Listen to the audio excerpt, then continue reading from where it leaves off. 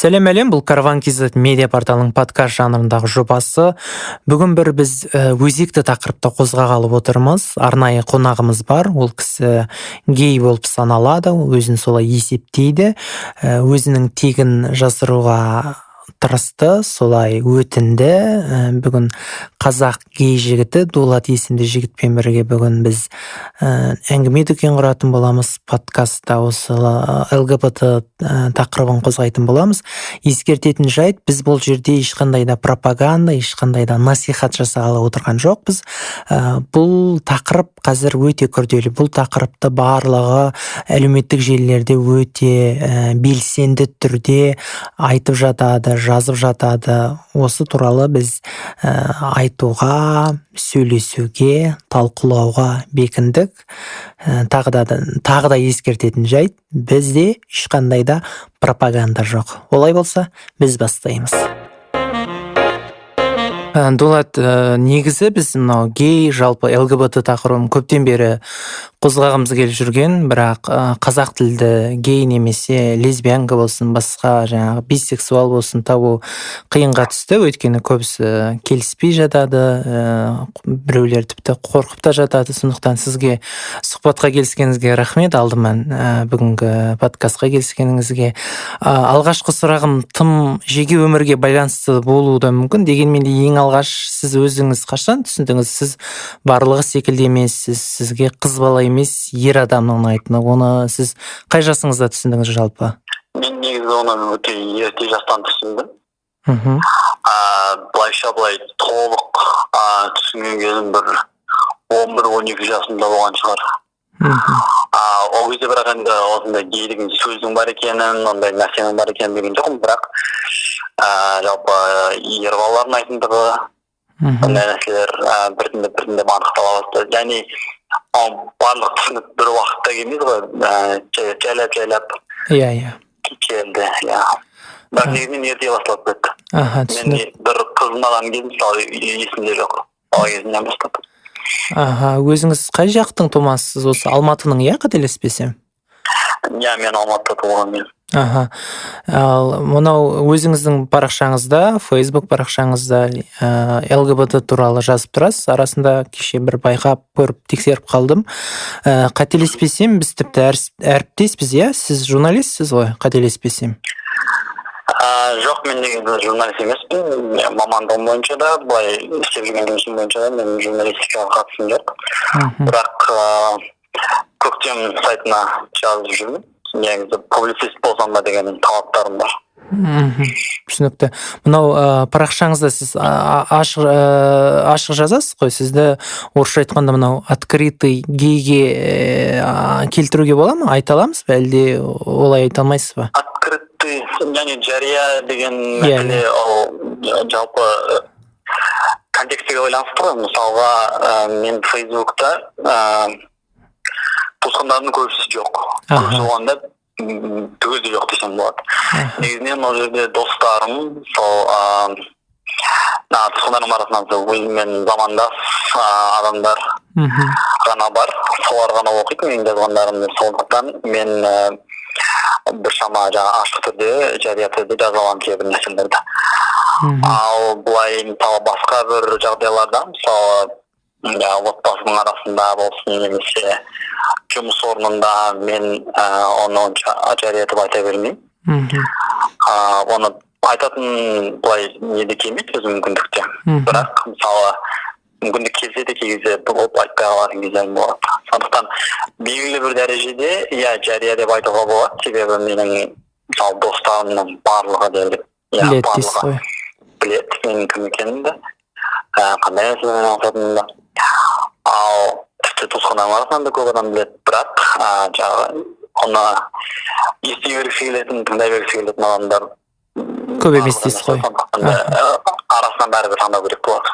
Түсінікті. Демек, ата-анаңыз сіздің жыныстық көзқарасыңыз туралы, яғни орысша айтқанда ориентацияңыз туралы біледі ғой, әлде білмей ме? Ата-анам біледі. Олар қалай қабылдады бұл нені? Біздер енді қазақтарымыз білесіз ғой, өзіңіз түсінесіз ғой. Қалай қабылдағанда енді... Это для них было нормально или как? Басында біраз қиындықтар болды енді қабылдамай өздері қиналып жаңағы мені қиналып сондай. Негізі мен 15 жасында айтқам оны. Одан бері міне 10 жыл өтті, қазір мен 25-темін. Мен де оларды біраз үйренісіп қалды. Енді қазір оған қатты қиналай бермейді ата-анам. Яғни әкеңізде анаңыз да бар ғой, өмірде? Иә. Түсінікті. Мынау есіңізде ме осы көктемде де шықты ғой, мынау Бекзат пен Арманның жағдайы? Иә. Оралдағы жағдай.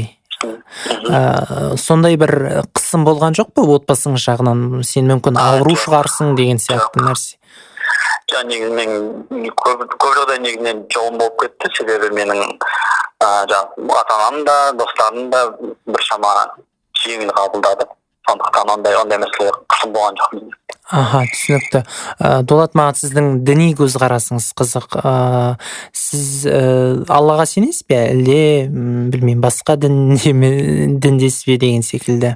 Онда енді жалпы біздің қауымдастықта, ЛГБТ қауымдастығында дін мәселесі өте жиі қозғала ма? Мәселе ғой. Жиі қозғалмайды, күрделі мәселе де, себебі енді гомофобияның көбісі діннен келіп жатады. Сондықтан да менің өзімнің де жалпы дінмен қарым-қатынасым біршама күрделі болды. Тіпті толығымен діннен безіп кеткен кездерім де болды. Бірақ қазіргі уақытта енді былайша айтқанда деист дейді ғой.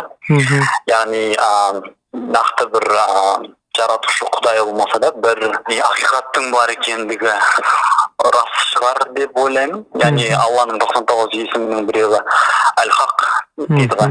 Яғни ақиқат деген сөз. Ал ақиқатқа жетудің жолы әртүрлі болуы мүмкін. Сондықтан да мысалға мына жолмен ғана жету керек ол шындыққа, ол ақиқатқа дегенге мен онша сене бермеймін. Оған әртүрлі жолмен келуге болады. Мысалы қазіргі уақытта мен таңдаған жолым ол философия, оның ішінде француз философиясы, соның ішіндегі жаңағы болмыс туралы, адам өмірі туралы айтылған мәселелердің көбісі кейбір мысалы исламның нелеріне де келеді. Келеді де? Иә, сондықтан оның арасында, яғни исламнан біршама алшақтап, содан кейін сол батыстық философия арқылы қайтадан оралып сөйткенім бар. Түсінікті. Сондай. Түсінікті, өте қызық, шыны керек. Енді мына мәселені қозғағым келіп отыр. Енді ЛГБТ көтерілісіне көшейік. Бірнеше рет ЛГБТ митинг жасау бойынша әкімдікке ұсыныс жасалды. Ол Астана қаласынан да, Алматыдан да, Шымкенттен де, және өзге басқа қалалардан да, бірақ барлық жақтан да яғни қарсылық болды. Оған рұқсат етілген жоқ. Оның рұқсат етілмеуіне не себеп деп ойлайсыз өз басыңыз? Біріншіден көтеріліс деген бір тіл сөз екен. Митинг дейді ғой енді, ЛГБТ митинг. Қозғалыс деген жарайды. Негізі мен осы сұраққа біраз уақытыңызды алып толығырақ жауап берсем бе деп ойлаймын. Жауап бере беріңіз. Енді ең оңай жауабы оның әлбетте гомофобия. Гомофобия дегеніміз жалпы ЛГБТ адамдарға, гейлерге күдікпен, жиіркенішпен, бір жеккөрінішпен қарау деген мағынаны білдіреді. Ол өзі жалпы кез келген қоғамдық құбылыс секілді өте күрделі және өте ұзақ тарихы бар нәрсе гомофобияның өзі де. Ал нақты Қазақстанда бұл гомофобияның жалпы мен үш жаңағы көзін айтып көрсетеді. Және бұл үшеуі де бір-біріменен негізінен тығыз байланысты. Және бұның үшеуін бір-бірінен ажыратқанның өзі де өте бір номиналды нәрсе. Біріншіден ол әлбетте дін. Яғни мысалға сондай Фейсбукта посттар шығып жатса, немесе бір сайттарда сондай мақалалар жарияланып жатса, гомофобтардың жаңағы комментарийдер алғашқы жазатын жаңағы нелері, сөздері.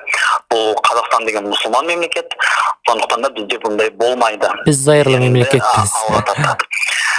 Яғни бұл жерде жалпы ЛГБТ құқықтары менен дінді бір-біріне қарсы қоюшылық бар да, және бұл біздің бәрімізге де бір өте табиғи нәрсе сияқты болып көрінеді. Тіпті менің жаңағы ЛГБТ активист таныстарымның арасында да гомофобияны жою үшін бірінші діннен толық алыстау керек деген мысалы көзқарастар бар. Менің көзқарасым негізі оған онша сайып келмейді. Себебі қандай да бір дінді немесе жалпы дін деген мәселені жалпы болмысынан, табиғатынан гомофобты деп айту, ол ағаттық нәрсе деп ойлаймын өз басым.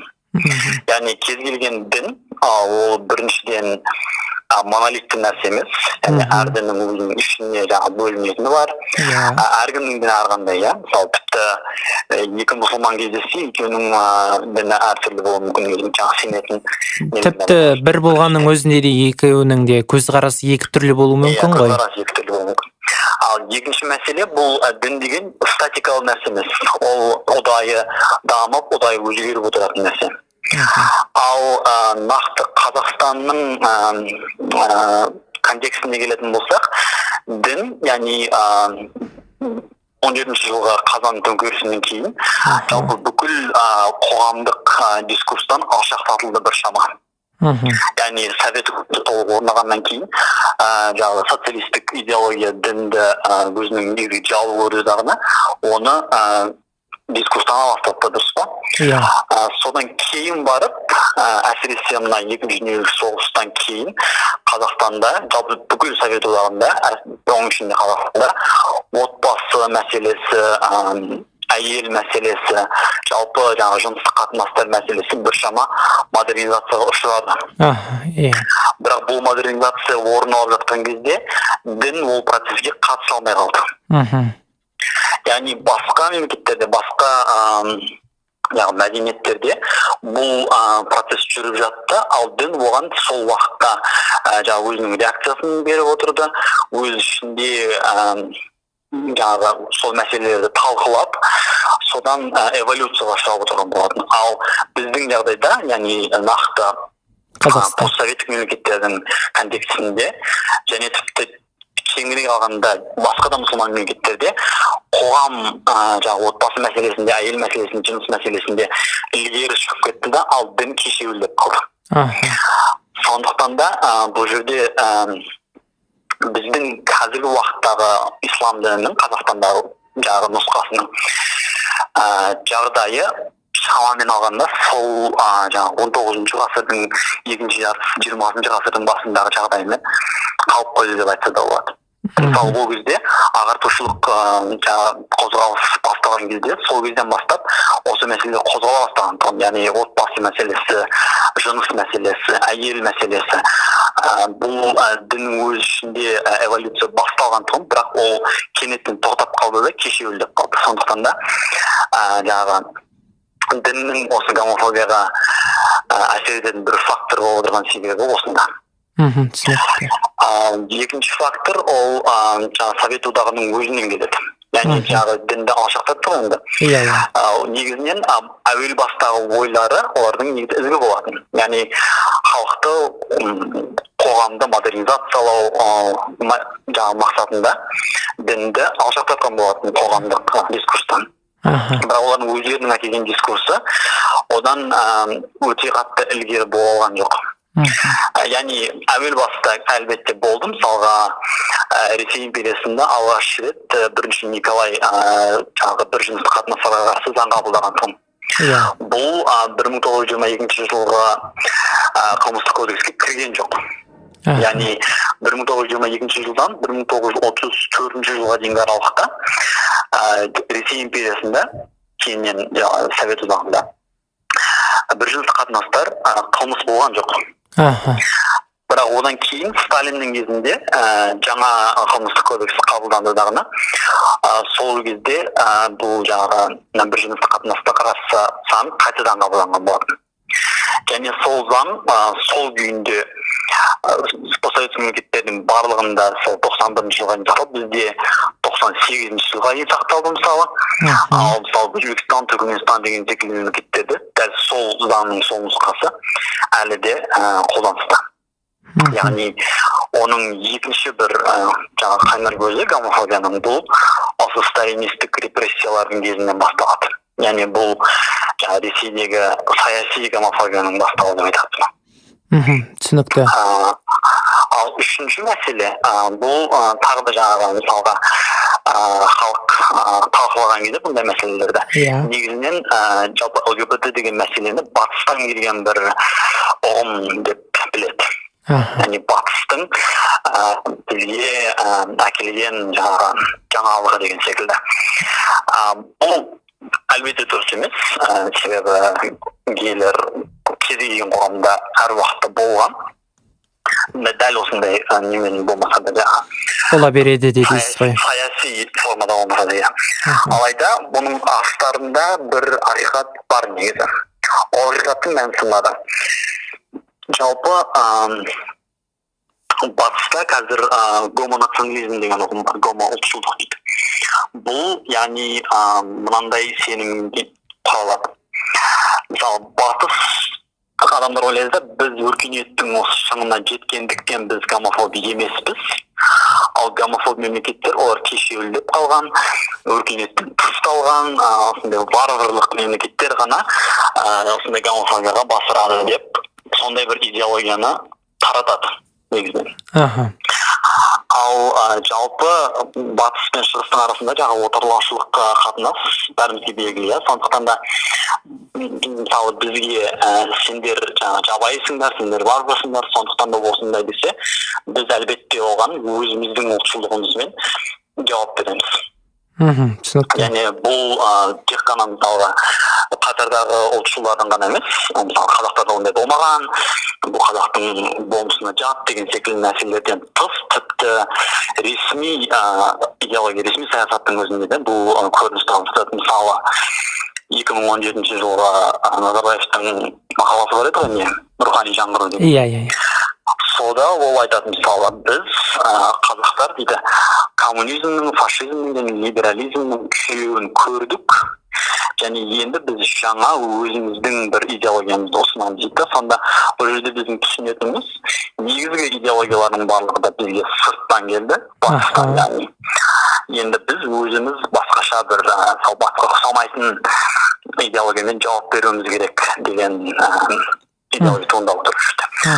Бұл жерге жаңағы гомофобия қайтадан байланысып кетеді, себебі жаңағы гомонационализмге біз гомофобиямен жауап береміз. Сонда бұл жерде жаңағы үшеуі де бір-біріне байланысып тұрды. Үшеуі де жаңағы халықтың әрбір сатысында осы гомофобияның таралуына септігін тигізіп тұр. Бұл жерде жалпы ЛГБТ тек қана жәбірленуші ғана рөлінде тұр негізінен. Ал негізгі себептері бұл жаңағы тарихи, саяси және мәдени факторлардың әсері. Қазақстандағы гомофобияның негізгі тарихы сол. Түсінікті. Мынау бақ беттерінде гейлерге зорлық көрсеткендер туралы көп естіп жатамыз. Тіпті мынау Өзбекстан мемлекеттерінде тіпті өлтіріп те кетіп жатады. Өзіңіз естіп, көріп те жүрген боларсыз.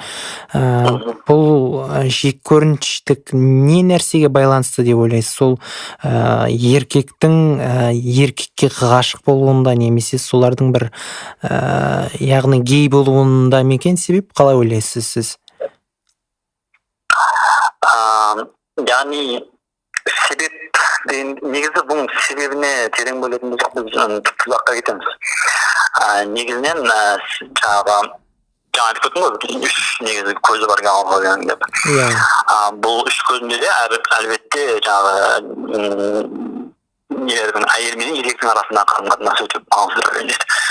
Сонда бұл жерде еркектің үстемдігі, яғни патриархалды қоғам дейді ғой, бұл негізгі рөл атқарарында. Ал еркектің еркекке ғашық болып, сол жаңағы қосақта әйелдің рөлін ойнауы жалпы барлық еркектің беделін түсіретін сияқты болып көрінеді. Соның бір символы сияқты. Мысалы еркек те әйел сияқты болуы мүмкін деген ойдың өзі паника тудырады патриархалдық қоғамда. Бұл соның бір себебі болуы мүмкін. Екінші себеп ол әлбетте жалпы Совет одағында гулаг болды мысалы, өте кең тараған түрме мәдениеті қалыптасып кетті. Ал түрме негізінен ол гомосексуалды орта, яғни ол жерде негізінен тек қана әйелдер немесе тек қана еркектер болады бір ортада. Соның арасында әлбетте жаңа сексуалды зорлық-зомбылық болады.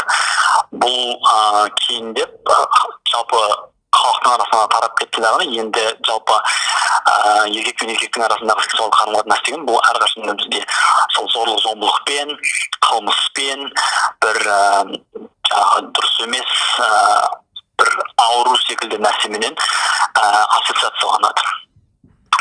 Бұл жаңағы осының тағы да бір себебі болуы мүмкін. Яғни мынау себебі деп нақты бір нәрсені көрсетіп айтатын нәрсе жоқ. Оның барлығы жан-жақтан келіп, өте бір кешенді түрде құрайды бұндай мәселелерді.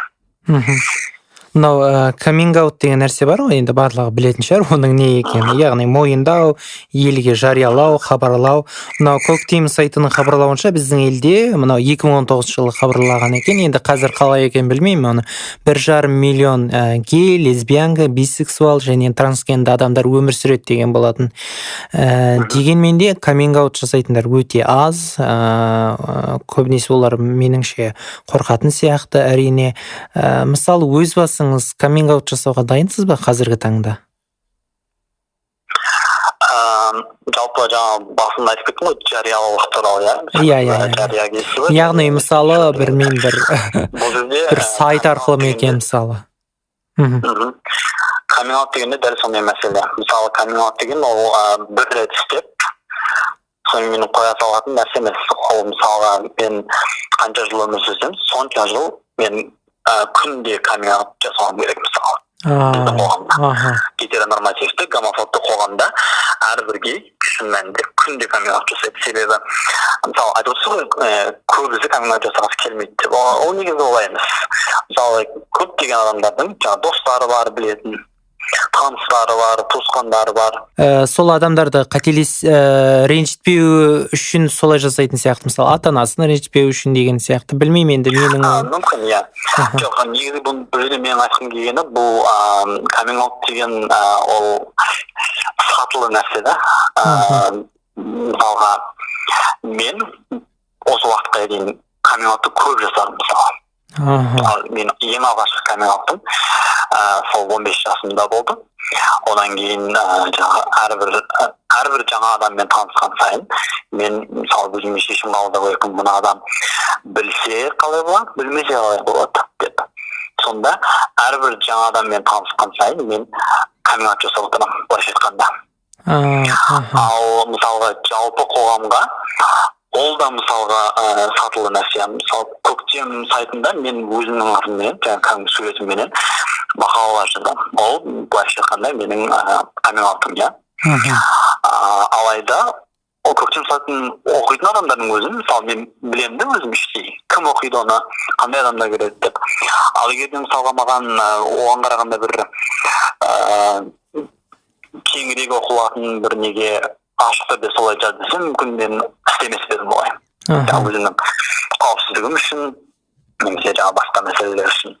Сондықтан да каминг-аут дегеннің өзінде ол өте күрделі мәселе да. Екіншіден бұл каминг-аут деген әлбетте саяси мәселе. Себебі мысалға мен мысалы Көктемде өзім мысалы атыммен жазсам, бұның өзі саяси қадам.